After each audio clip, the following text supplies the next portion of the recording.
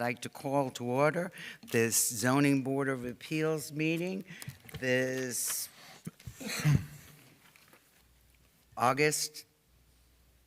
it's August 15th already? Yeah, August 15th, 2024.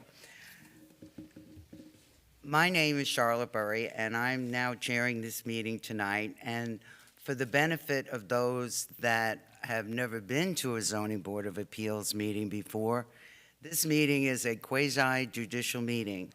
So, and later on, I'm going to ask that if anyone wishes to speak, be sworn in. And at that time, because everything that you say in this meeting is recorded just like a courtroom. So now that being out of the way, I would like to introduce to my far right is Scott Reale from the Development Services Department, who guides us. On the left is James Sanders, our city attorney, who makes sure we don't make mistakes. And the young lady behind the glass keeps us all informed. That everything that you have submitted to the city of Pompano Beach has been submitted to us, and we have read it all. Would you call the roll, please? Oh, I forgot one thing.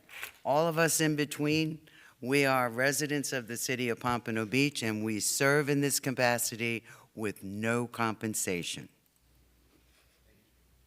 James Now Bunn. we can call the roll. James Bunn. Here. Joe Circusi. Here. Penny Cutt. Here. Ada Rogers. Here. Linda Thomas. Here. Charlotte Burry. Here, we have a full board and a quorum. Approval of the minutes of the meeting of July the 18th, 2024. Do I have a motion? So move. Second. Second. Any additions, corrections, deletions? All in favor? Aye. Aye.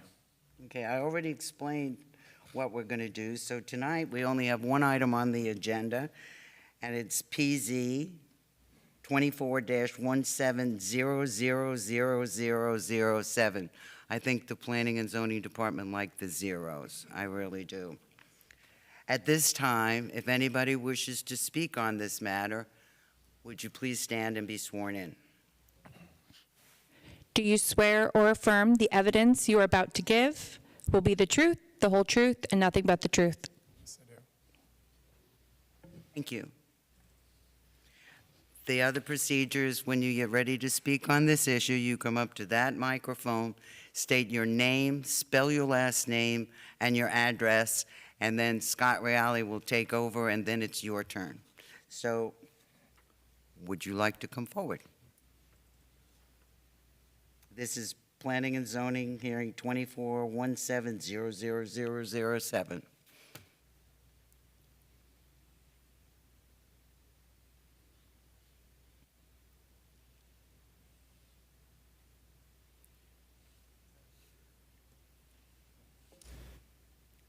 That's okay.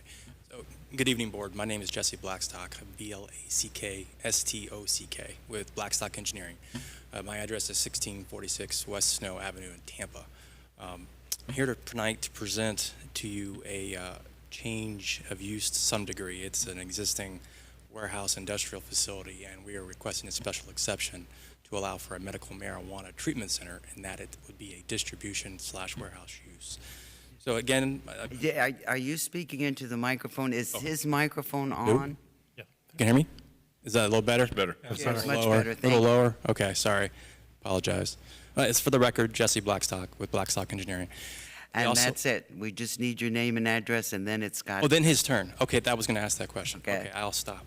And now, Scott, please. Thank you, Madam Chair. Good evening, members of the board. For the record, Scott Reale with Development Services. And tonight, the applicant landowner is requesting special exception approval as required by Section 155-4703B1 of the Pompano Beach Zoning Code in order to utilize the subject property, which is zoned I-1, General Industrial, for a medical marijuana treatment center related industrial establishment. we're going to abbreviate Medical Marijuana Treatment Center to MMTC because I'm going to be saying it a lot. The subject property is located on west of North Power Line Road and north of Northwest 16th Street. A Medical Marijuana Treatment Center, MMTC, related establishment.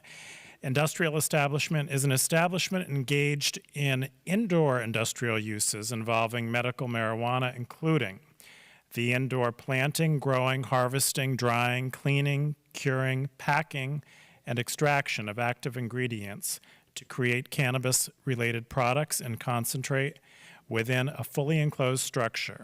The use may include analytical and testing services for medical marijuana dispensing organizations, including laboratory functions to ensure the products are safe for the use and consumption and the labeled potency is accurate, or the storage and/or warehouse distribution of medical marijuana products. Retail sales, which is dispensing, is strictly prohibited, and the establishment must be licensed by the state of Florida. The applicant, Trulieve, has affirmed that no cultivation, processing, or other plant-touching activity will occur at the subject property. Both the narrative and the conceptual site plan indicate the distribution facility will comprise 35,156 square feet of an existing warehouse building, including 4,500 square feet devoted to office use. The facility will act as a storage, warehouse, and distribution center for dispensaries outside of Pompano Beach, because dispensaries are prohibited in Pompano Beach. No outdoor uses, including but not limited to outdoor growing or outdoor storage, are permitted. A certificate of occupancy was issued to the subject property for a 53,106 square foot warehouse by Broward County Building Permit 81-1202 on August 31st, 1981. 2 years later, this property, along with much of Collier City and northwest Pompano, was annexed into the city via House Bill 923. In accordance with state statutes, an MMTC-related industrial establishment must be separated by 500 feet from a public or private elementary school, a middle school, or secondary school. Staff has verified compliance with this statute. Additionally, the proposed location of the facility is located in a predominantly industrial part of the city, with the nearest residential located over 1,350 feet away, as that's the way the crow flies. It's actually further when you drive or walk. The applicant's narrative states that no growing or production of marijuana products will take place, and the warehouse distribution facility will have strict security standards, including perimeter control, video surveillance, an intrusion detection system, physical access control, and security transport vehicles with GPS monitoring. Special exception approval is required for a MMTC-related industrial establishment to be located in the general industrial I-1 zoning district. The I-1 district is intended to accommodate a wide range of light and moderate manufacturing, assembly, fabrication, processing, distribution, warehousing, research, development, and other industrial uses. There are 13 special exception review standards. The applicant has addressed each of these standards in their narrative, and should the board determine that the applicant has provided competent, substantial evidence sufficient to satisfy those 13 review standards, staff requests the board include the following conditions as part of the order. 1, obtain all necessary governmental permits and approvals, including zoning use certificate and business tax receipt for the use. And the second recommended condition, approval shall be limited to storage and wholesale distribution of medical marijuana products. No growing, cultivation, or dispensing is permitted. And that summarizes staff's report, and if you have any questions, I'm happy to answer them. Thank you very much, Scott.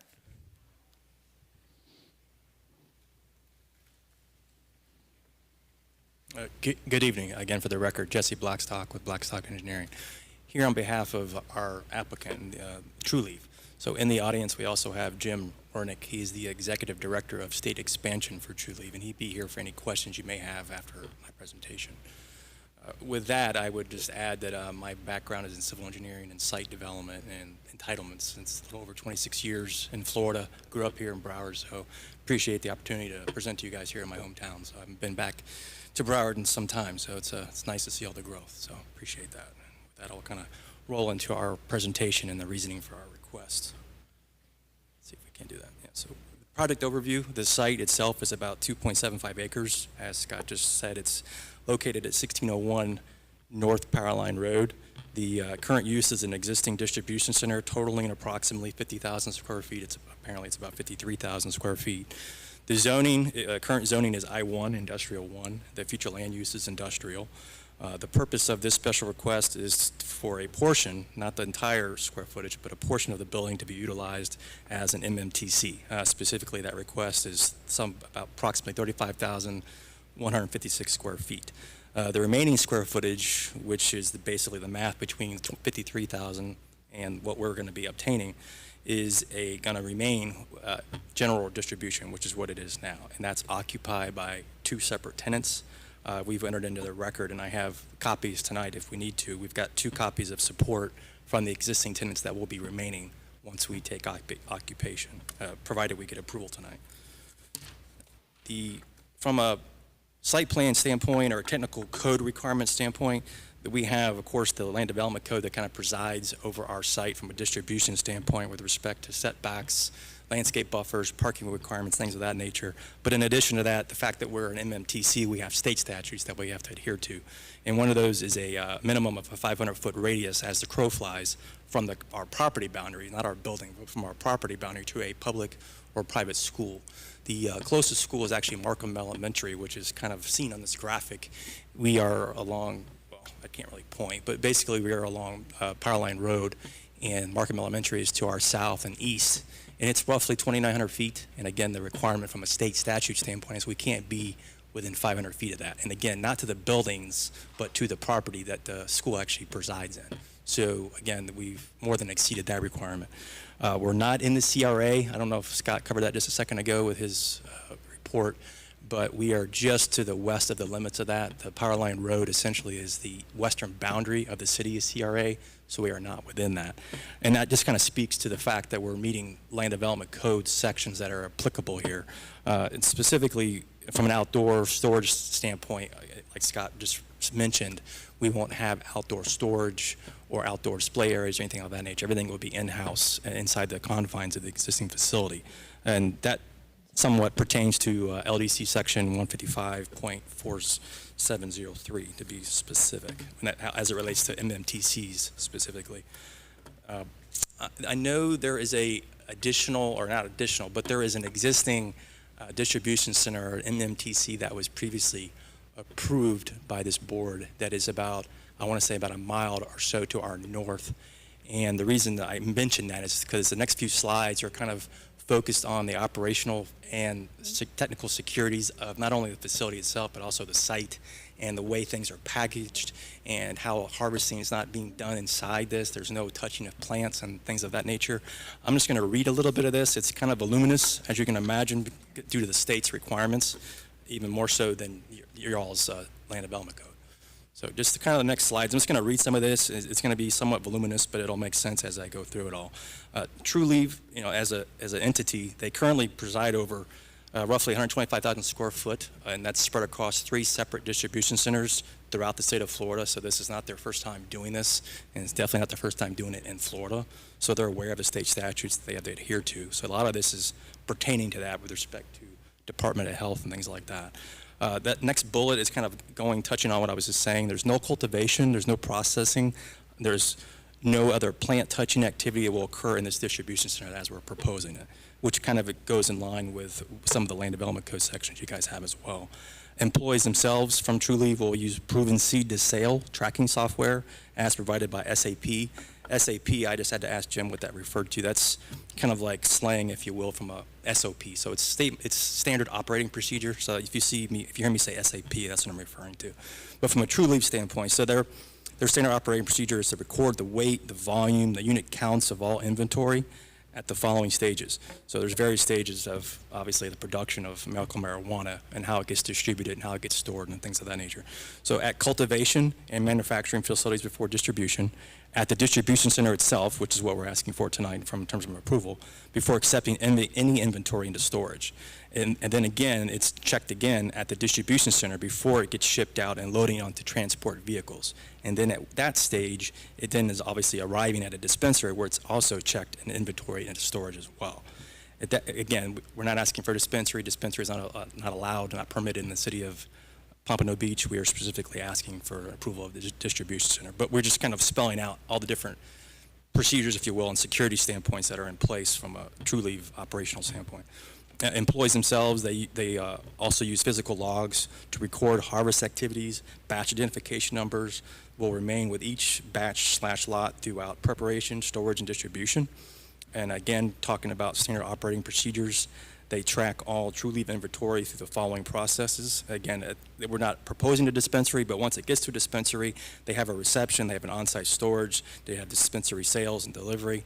All those items would not be occurring obviously at this facility, but just there's checks and balances from start to finish, I guess is the best way to say it. And that's this one slide here. That's more on the security of the packaging, if you will. Specifically to the security requirements, all materials received and held at the distribution center will be contained in final packaging and labeled as it will be dispensed at TruLeaf dispensaries. No packaging will occur at the proposed distribution center. Kind of self-explanatory. I'll kind of skip these next few bullets and kind of jump down to my main headings. All inventory held at the distribution center will have a product affixed to child-safe packaging that contains product name, weight or volume, THC or CBD content, date packaged, age restriction statement, other details such as issuing physician's name, patient's name, recommended dose, batch number, harvest number, things of that nature. So it's very, very detailed, very, very specific on how they track and inventory every single product that comes in as far as it's packaged. The packaging itself will also display the marijuana universal symbol at the name of the medical marijuana treatment center in which the marijuana originates. In this case, TruLeaf would obviously be the logo that's on that packaging since this is a TruLeaf distribution center. All final packaging for patient consumption will be in child-safe packaging as defined by the most current version of the code of federal regulations.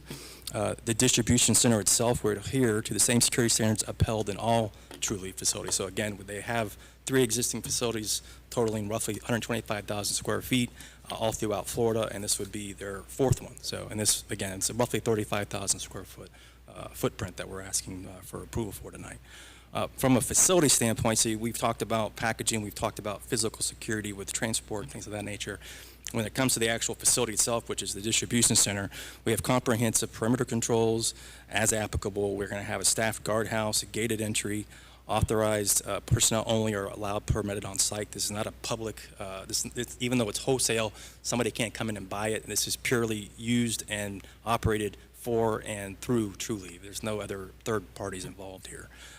Video surveillance systems on site, intrusion detection systems on site, physical access controls, authorized entry protocols, key card, badge technology, things of that nature for the folks who do work there. Also mentioning the transport a second ago, you got the secure transport vehicles themselves. They have onboard dash cameras, GPS monitoring, delivery behavior monitoring, and vehicular maintenance inspections. So it's very voluminous, if you will, when it even comes to the transport. From an employee standpoint, code of conduct, they obviously have to screen their employees. They have uniformed personnel. They have badge requirements, drug and alcohol-free policy for obvious reasons, vehicular insurance, registration, operational inspections. Liability insurance in the amount of millions of dollars, as you can imagine, with respect to public drivers driving, And in terms of vehicles themselves, if you have a question, they range in anywhere from a 55-foot long semi-trailer to what you would see Amazon on the ground doing, which are those Mercedes-Benz like Sprinters. So those are the kind of vehicles we will have in and out of this site, which has been designed for distribution, which is why this site makes it very feasible and very viable for us to select this site. In terms of weekly sales, they report to the Florida Office of Medical Marijuana Use. Where are we at here? Slow down. And then the next few slides, I won't read them into the record. I was going to do that, but we have, as Scott was pointing out, we have 13 key answers or litmus test, if you will, if we have to adhere to as far as asking for a special exception. And we've addressed all those in our narrative, and I've got them here in my presentation as well.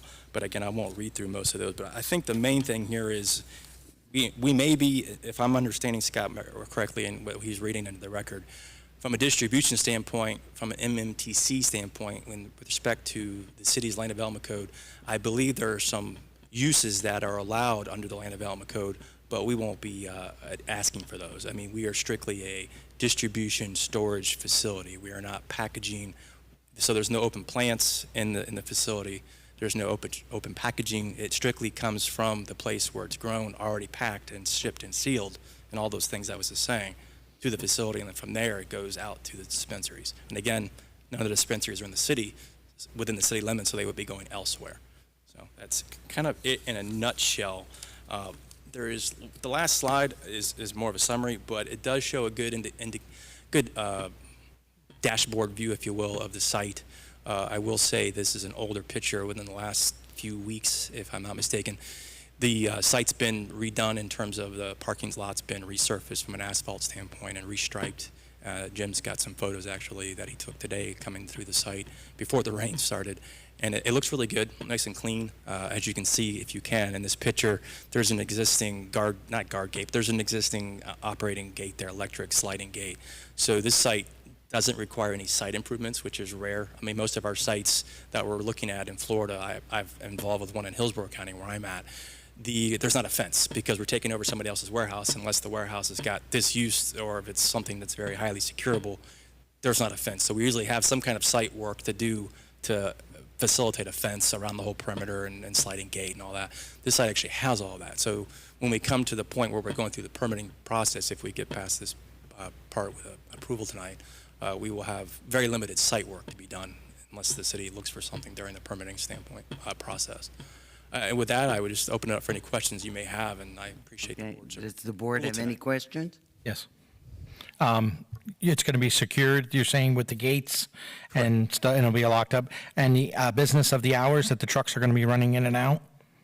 Is it regular hours? That's a good question. Hey, one second. State your name. My name is Jim Warnick, Spell your last name. W-E-R-N-I-C-K. I reside at 3181 Hill Street, Duluth, Georgia. Have you been sworn in? I've been sworn in. Okay, thank you. Good question on the delivery. So if I could just make a couple quick comments about True Leave, just to underscore our use. True Leave is one of the larger operators in the medical cannabis space in the state of Florida. We currently have 4 million square feet of cultivation and production throughout the state. So this facility is only for distribution, as Jesse's been stating. So we're going to take the material as it's been cultivated, produced in our facilities. It'll be packaged and labeled, come to the distribution, and our goal is to have it stay in this warehouse facility for 2 to 3 days at the most, and then we'll send it off to our dispensaries along the southeast coast of Florida. To answer your question, the 2 deliveries, we have a 52-foot tractor-trailer delivery, but that is only twice a month for deliveries, and we'll have daily deliveries in the smaller Sprinter van, as Jesse mentioned. And I want to underscore that they'll be unmarked. We don't plaster the name True Leave on the sides. We're not going to even have our name on the signage. We'll have address, but it'll all be unmarked. So your question, I believe, was around the hours. It will be normal business hours, but we will have security there 24/7. And all badge access, all employee access have to be badged in.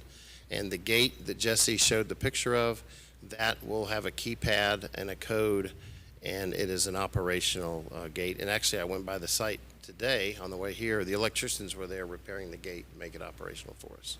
So normal business hours, I mean, you're not going to have trucks coming in at 12 midnight? Correct. Okay. Normal business hours. And the other would be, I know you said you don't make anything there, it's all pre-packed. Damaged products, what do they do with that? Good Is question. it going to be secured to when they get rid of it or whatever? Well, a couple things on that. Everything that we do with the product has to be approved by the state of Florida. We are under rigorous guidelines, and part of our guidelines has to do with disposal. And so if we have any products that are damaged, hopefully they will catch it at the production center before it comes to this facility. But if it doesn't, then we have protocols in place. We have an operations team that has a standard protocol procedure that they would get that product back to the production facility. And we'll dispose of it per the state of Florida guidelines. Penny? So I have a question related to the criteria for special exception. Number 11 specifically says it fulfills a demonstrated need for the public convenience and service of the population of the neighborhood for the special exception use with consideration given to the present availability of such uses. And the response references one other facility in Broward County within the city's limits. How did you assess and determine that there's a need beyond the existing facility within the city's limits? And what is if you believe that more than one is needed, how many do you believe are needed to meet the limits, the needs? Again, for the record, Jesse Blackstock with Blackstock Engineering. I think it's probably going to be a tag team between Jim and myself. The quick, simple answer to that question is that's why I mentioned the other facility. The other facility is not maintained or owned by True Leave. And so, again, that's more of a question I'm about to ask him to answer for you guys. But from a launching point, if you will, being in my background as an industrial warehousing and things, this has good circulation from this location. That's probably why there are two close together, because of the proximity to the turnpike, the proximity of I-95, and just I've done a lot of Amazon warehouses all over the state, big 2 million square foot fulfillment centers. They pick their sites based on the time it gets from point A to point B and wheels in the road and target paths and things like that. So my answer to that question, because I was the one to type that, the reason why I mentioned the other facility, because I wanted to point out and not skirt around the fact there's an existing facility. The facility's not the same brand. So it's like a Target warehouse next to a Walmart warehouse. They're both required. They both sell the same thing, but you can't ship Target stuff in a Walmart truck. So it's kind of the same concept. There's why there's Walmart across from Lowe's and Home Depot. So to me, the need is there. They have a lot of planning, and that's kind of what I'm looking at Jim to kind of answer. But there's reasonings behind where they need to be and how they need to be and what size, square footage. So yeah, go ahead. So yeah, just to be clear, the other facility is not operated by True Leave currently. Without giving too many secrets away, but our distribution facility, we operate currently 142 dispensaries throughout the state of Florida, and we're growing every month. So as we're planning for future growth, we targeted this area for a distribution facility.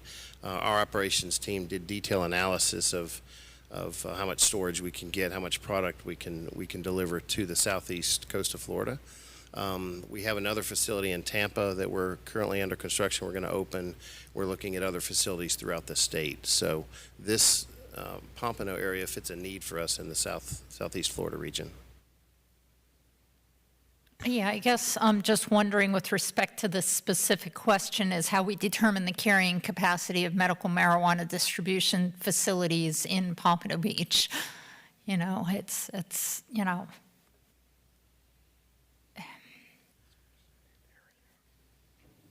Well, if I may add something to it, Pompano Beach does not have any places where they actually sell it. And Scott, would you explain that, please? Yes, absolutely. The dispensaries are not permitted here. The other facility, I don't know if all of you were there. I know some new board members and alternates occasionally, but that was another special exception that the board considered and approved. It was P&Z 23-17-000009, located at 3260 Northwest 22nd Terrace in the Whispering Lakes Commerce Center. As Mr. Blackstock mentioned, it's about 1.3 miles away. That was approved by the board in November of 23. Different, same type of thing, distribution.